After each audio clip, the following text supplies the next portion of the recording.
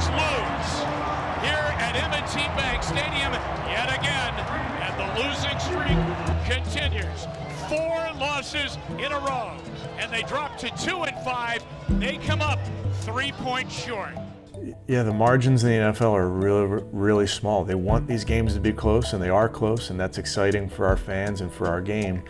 But when you're in those moments, you have to come through and win those games. And oftentimes it's a play here, it's a play there, and that's why our focus is always on those little things, because ultimately the little thing adds up to be the big thing. As I've been in this league, as I've gone through my first couple years in this league, it's just you learn that the journey is better than the destination. Like the Monday through Saturday is the game. You know, it just shows you how much, you know, the process and practice in the meeting room and taking the meeting room to the walkthrough and things of that nature, where it's so important that's where the game is being won. Jacoby's not the oldest player, but he's been through a lot. He's been in different situations. He's been a backup, he's been a starter, so he's been well-rounded into the leader that he is. He wants to give back to our community, and it's an important part of our organization, and it's something that Jacoby really embodies. Around Halloween time, I host a fashion show with the players and obviously with kids and from the Children's Hospital. And being in the locker room, everybody loves Halloween. On the team, adults love Halloween, and everybody wants to dress up and stuff like that. And I hate Halloween. Like, I do not. Like, I don't dress up for anything. I would not be playing quarterback for this. So. I'm mad y'all don't have on costumes right now. Where your costume at? You said you was wearing one. Y'all think this is a costume or that is real stomach? Man, stop playing with me, man. It's so perfect though. Like, it don't. It does look natural, doesn't it? That could be Kobe in like 40 years. Oh, for sure. I was gonna say, who dressed up as that? But that's the actual mascot. The most important thing is the one is obviously the kids, and two is just the support that you get from your teammates. You look good. Nice. Is that what you wanted? That's perfect. No muscles needed, you know? It's real muscles. Real muscles. I pumped hard today, all season, just for this outfit. Those guys can do whatever they want in their free time, and they decided to, on a late night, come and be a part of what I feel like is such a special event to me, and wanting those guys to be a part of it because I understand how special it is for the kids. You see those kangaroos over there fighting? Honestly, I can see you wearing a fit like that. Josh, what are you? Vampire. It's pretty good. Pretty good? It's pretty good. You gotta ask him what he was now. I guess you have to ask it. It's not that. Mickey Mouse put on today. I just got it today, actually. I just got it. But you always gotta add a little swag to it. I'm easily winning this. So feels very doughboy, but I'm also a knight. What's the shield for? This is a plate, bro. I told you, I'm making history. Hey, you can't walk too fast though because your head falls backwards. I know, it's still inflating.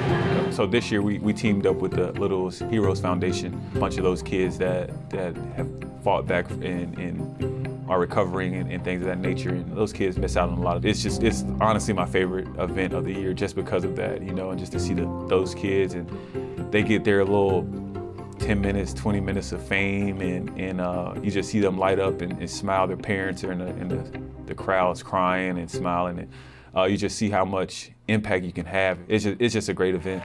Yeah, this is a very special night because tonight we have families who are served by 2 organizations represented, the Littlest Heroes and University Hospitals.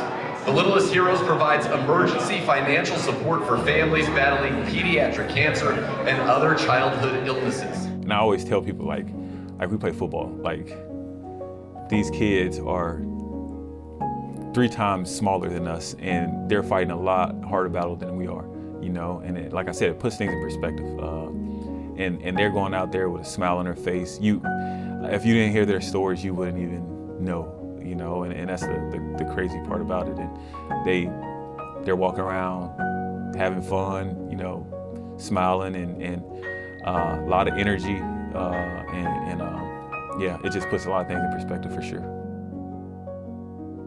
When you come back from it, and I'm sure, because I talk to a lot of players, you know, they go home and they're driving home and they're actually like talking about the event, talking about some of their relatives or their kids and things like that. And they're like, wow, like I can do this, like whatever it is that I'm going through, I can do it, brings it all full circle. I think it gives you a little bit extra energy and an extra push. Whatever you can do more.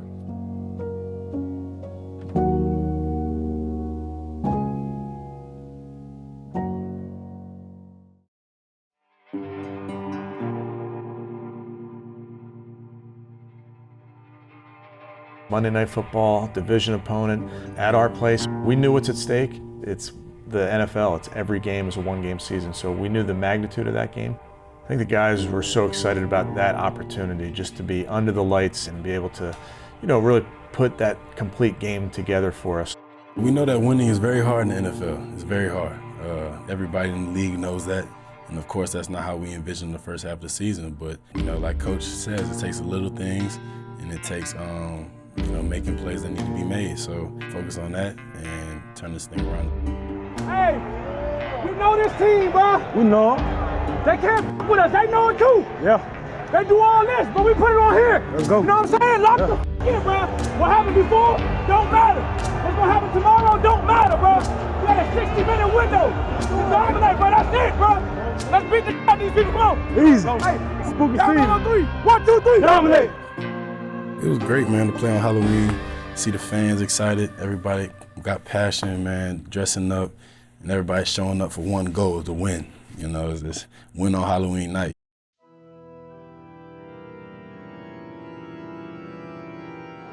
They got that Michael Myers going.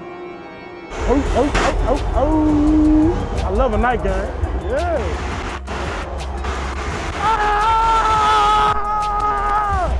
Let me the f up, man. Let's do this big, don't do it at all. Let's do this big, don't do it at all, man. Let's go, turn me up. It was a great environment, man. Night game, lights go out. Shout out to the media guys and everybody who sets that stuff up, man. Definitely, we feed off of that energy and we appreciate that. Turn me up, Reed. Yeah, Chubby. Yeah, that man. There you go. Temperature tonight, it's a beautiful night, 66 degrees. Not bad for the last night in October. And a happy Halloween to you all. And you know what, Nathan? It's time to win at home. Let's make it Monday Night Football. And now, this is what you got. A great atmosphere at this stadium as the Browns get set for this one. What a task for the Browns coaching staff. Good evening, gentlemen. Here in a little. Heads, tails. Cincinnati, you were the visitor. What did you call? He called tails. When is coin toss? It is heads. Yeah! Cleveland is deferred. You want? Hey, man, we won with a 4 game. Stay where you are. Cincinnati will receive in the I needed that. Of course, it is going to be some added energy because prime time, Monday night, it's a great time to play. But I'm always like that, man. I'm trying to let my energy feed into other people and just try to be the voice of the defense and anything I say with passion behind it. Let me loose. Kate York's got the ball up on the tee at the 35-yard line. Chris Evans 3 yards deep in his end zone. Off to our right, the running back out of Michigan to return, and we're underway on Monday Night Football. Knock his ass. End over end, Evans catches 2 yards deep, brings it out. There 5 it and is. 10 and 14, and he got knocked down right away. D'Anthony Bell gets down there and rings the bell. Woo-hoo. Do it, man. Hold on. Jump.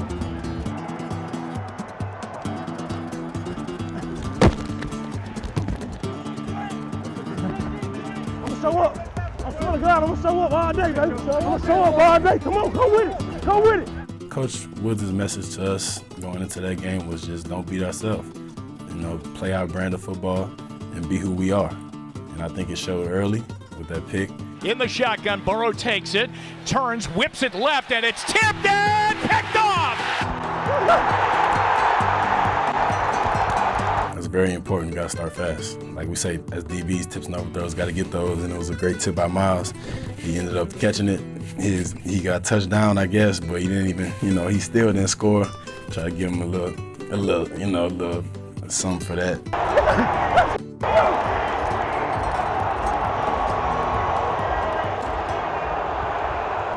Hey, no celebration. What a celebration. Man, I'm telling you, we had a whole celebration planned out, everything. Like, all of it just went out the window. I guess he was tired, I don't know. So I ain't gonna forget to celebrate, though. 1st and 10 at the Browns' 45-yard line. 8-0 Cleveland. Blitz coming up the gut. Here they come after Burrow, and he got hit. Ball is out. Ball is loose. Bengals Mixon dives on it. Although the Browns are saying they got it. Hang on. Cleveland ball. Woo! Tucky. Yeah, all right. I thought our defense was outstanding all night, but really early in that game, they really stemmed the tide a few times. We took us a while to get going on the offensive side, but on our defensive side, we were flying around, making plays on the ball, keeping them short of the sticks and forcing them to punt, which I think went a long way into how that game ended up going. Chubb, the running back, they give it to Chubb. He runs to the right, turns the corner. He leaps over a tackler, 40, 35, 34, down to the 33.5-yard line and a first down. Hudson down the line in motion. They give it to Chubb. Dances left, rubs left. He's in for 2. James Hudson is doing a gazelle flop over to the sideline. He pancaked him. T. Grizzly turn. T. Grizzly turn. Brissett, play action fake. He drifts back. He's up in the pocket. He rolls left to the pylon. Dives. Touchdown. Hey! You got that dog in him. Hey, you better have that dog in you, boy. It was a playoff-like atmosphere. It was definitely the most important game of our season, so up to that point. Coming into our house on Monday night, everybody's obviously picking the Bengals, but that win was so significant. I think Odyssey played very well in all 3 phases of the game. Obviously, we had things to correct, but I think in all 3 phases, we all played off of each other, and hopefully that momentum carries throughout the season. We needed that win going into the bye. That goes without saying, but it was definitely a good thing to go into the bye on a high note and get ready for this next second half of the season. We still got a lot of football to play, man. So I'm excited for his opportunities there, and I can't wait.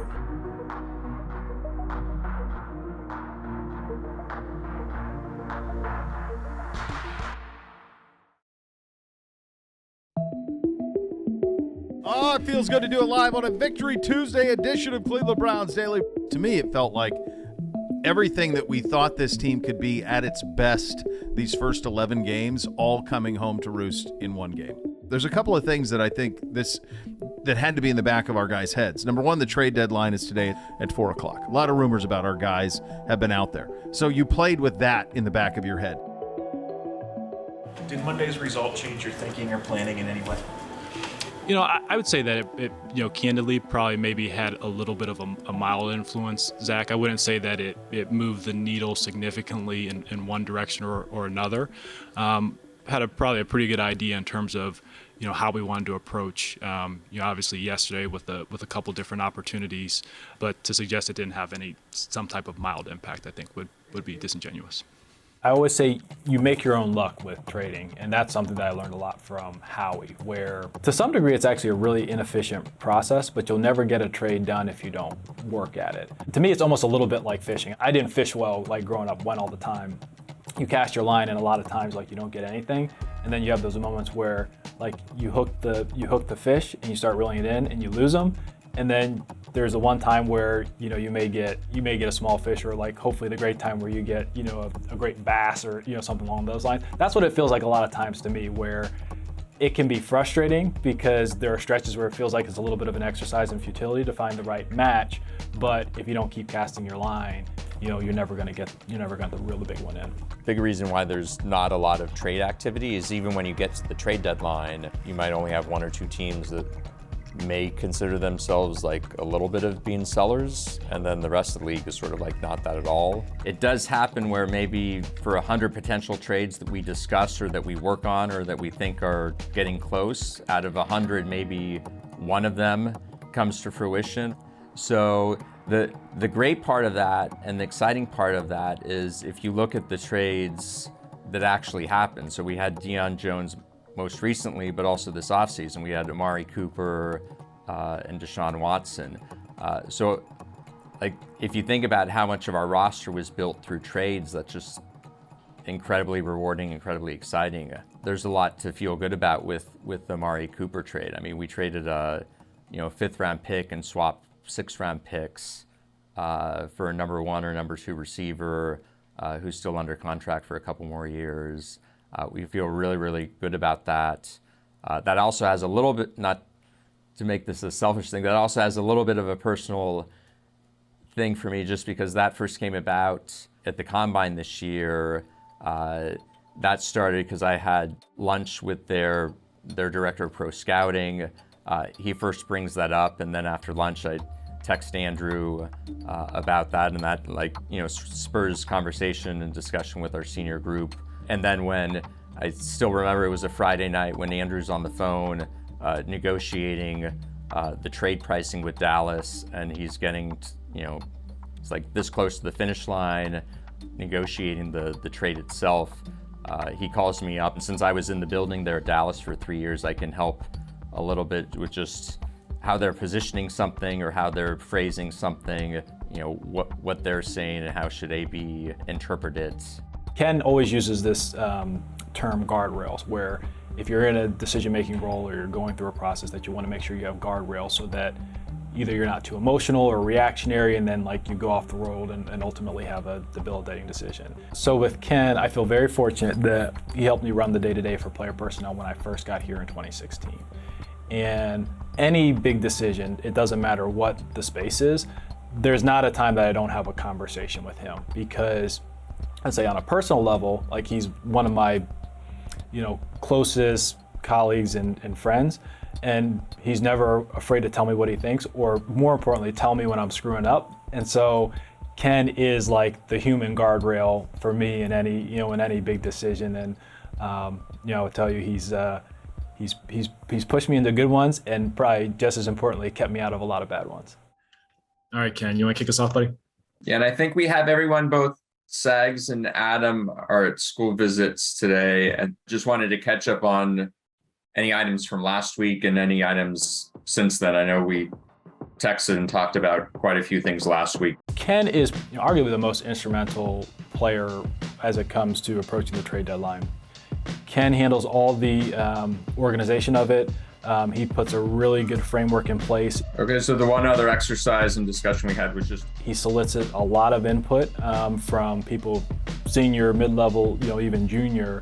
And, through that brainstorming throughout the week, he really tees up a number of fantastic ideas. So normally during the season, up until the trade deadline, it's a couple sets of weekly meetings. We have both the weekly senior group trade meeting with Andrew. Is there anything player-wise that we'd like on their roster? Pulling them up. And then we have a junior group weekly trade meeting as well. Oh, did I not tell you about the camera, Shane? No.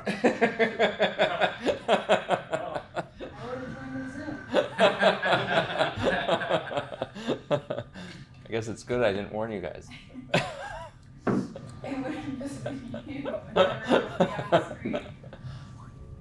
While we have a minute, I don't think I talked to any of you after we had the guest speaker last week.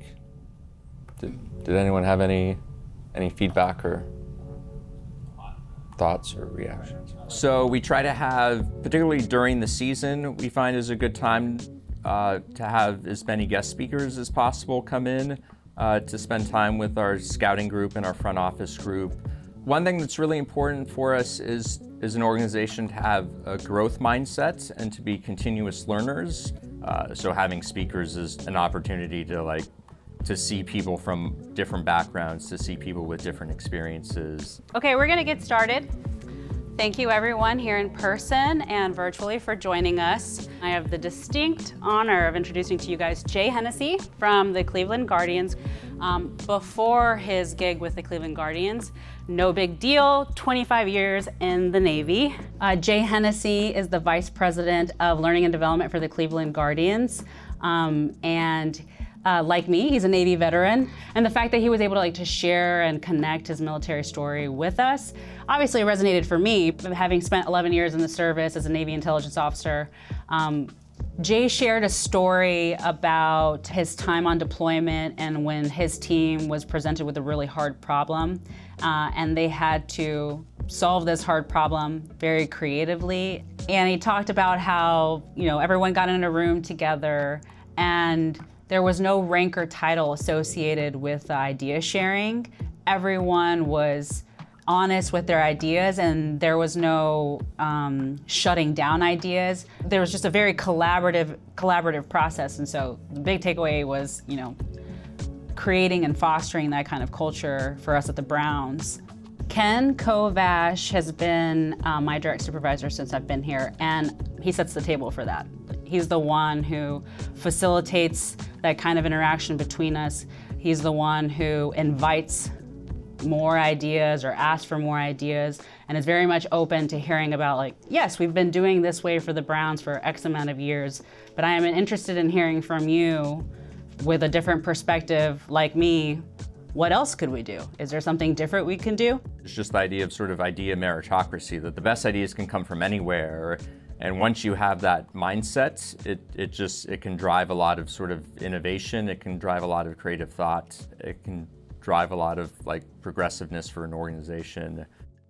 Ken pushes that. That's the reason we have those meetings. When Ken sets up those meetings, is to hear the perspective of the younger crowd, to be able to elevate. He's that conduit to be able to send that up the ladder. So it's really cool as being the younger scouts for us to see the work you put in is actionable. The work you put in does get utilized. So I think it's reassuring in that way.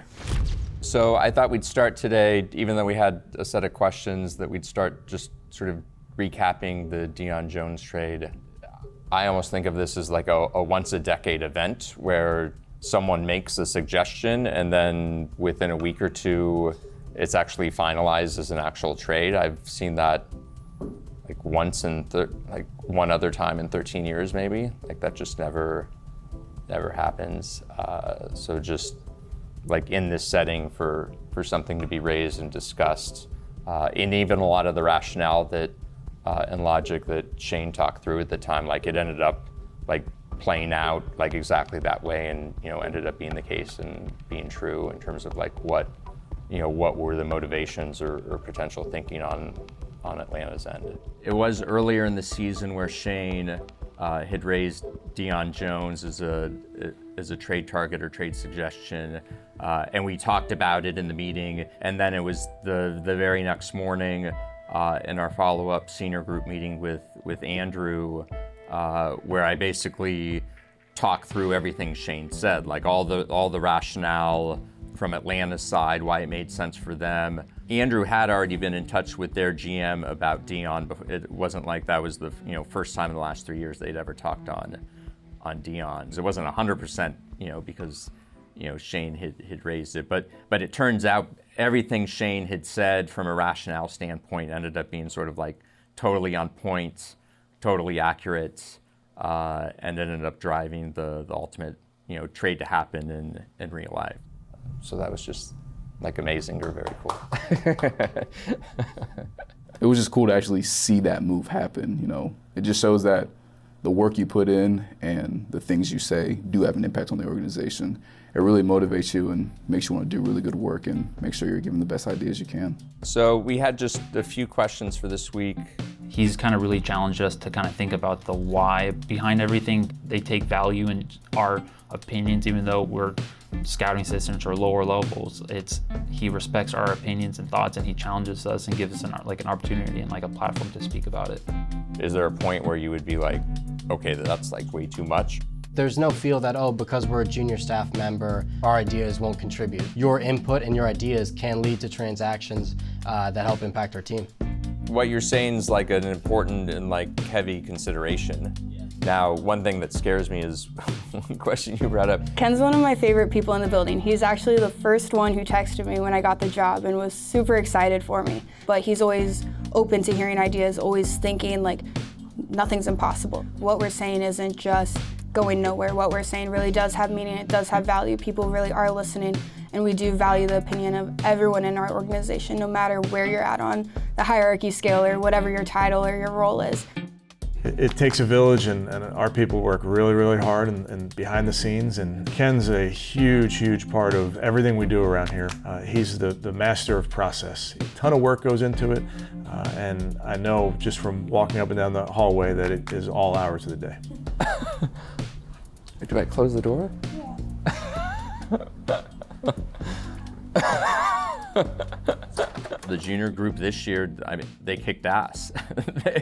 They'll give you as good of answers as anyone. And honestly, like some of our more creative and some of our better ideas have maybe stemmed from that group because they're uninhibited by experience or like constraints of, whatever limits could exist on, on the trade market in the NFL through experience. And it's been great because we always have a section during the meeting where we talk about what Ken would call moonshot ideas. So it's kind of like, hey, what crazy idea do you think, wouldn't actually happen, but like if we asked or could, like what would that look like? And it's good practice because if you look at some of the big trades around the league, think about how big of a surprise it was when Von Miller moved before the trade deadline last year.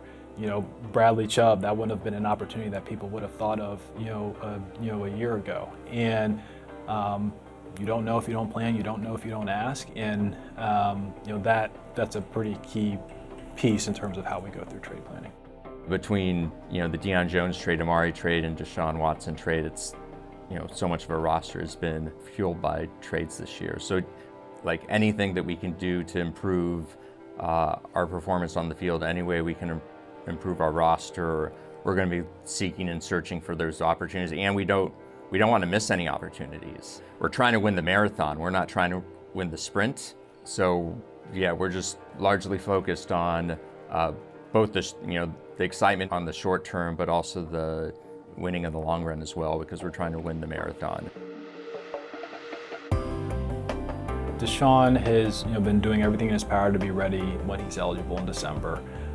He's attended all the meetings. He's kept himself in great shape. We think he's physically and mentally ready.